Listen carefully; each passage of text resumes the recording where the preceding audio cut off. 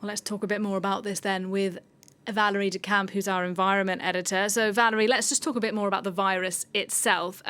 We know it's usually transmitted not human to human, but from rodents to humans. Correct. It's when people become infected when they are in close contact with rodents, mice, or rats, which shed the virus in their urine, saliva, or droppings. And so that material can become airborne in the form of dust. And so you end up having people inhaling some of the particles of the virus particles. So it's an airborne virus, but also a bite or just close contact with infected rodents could lead to infection. It's also quite rare, but it could be spread from human to human, but scientists are saying that is extremely rare.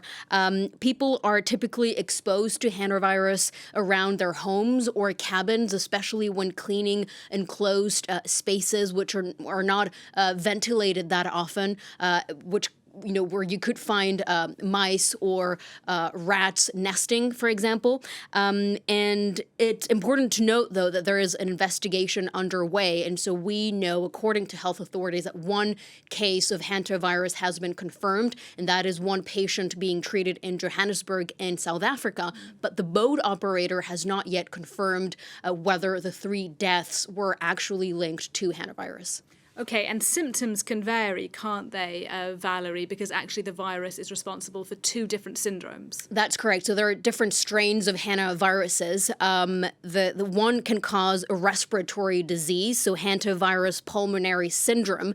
And so that disease includes symptoms like fever, chills, muscles aching, a headache. So doctors say the initial symptoms are very similar to what you could have with the flu, for example, but they progress very quickly and can become deadly when the lungs are filled with fluid. And so symptoms of the pulmonary syndrome usually show between 1 to 8 weeks after exposure, and it is fatal in about 35% of cases. This strain is mostly found in the Americas. The other strain causes a different disease, hemorrhagic fever with renal syndrome.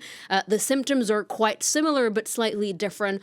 You also have abdominal pain, nausea, or blurred vision, the difference being that you can develop symptoms within a week or 2 after exposure, and the death rate is slightly lower, varies from 1 to 15%, and that strain is mostly found in Asia and Europe.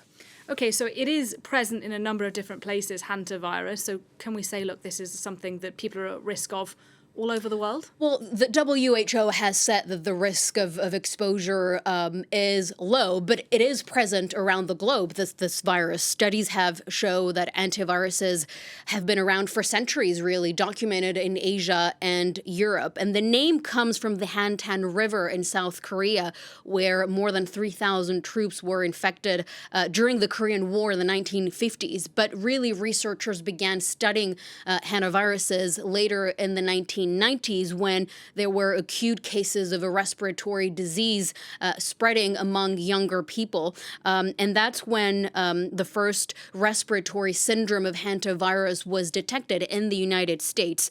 Most cases around the globe are in rural areas, the reason being quite simple. The odds of encountering mice and rats are higher in rural areas, even though people in New York or Paris may not agree with that statement, but it really is linked to, farming sheds, cabins, places that are not usually ventilated and where you could find a mice dropping. So it's not just walking around the subway, where people could be exposed. The best way to avoid the virus really is to take precautions. So use gloves for people cleaning some spaces with mice droppings, using bleaching solution, so protecting yourself. And also, according to researchers, avoid sweeping or vacuuming in places at risk, as that could, prevent the virus from dispersing into the air, Nadia.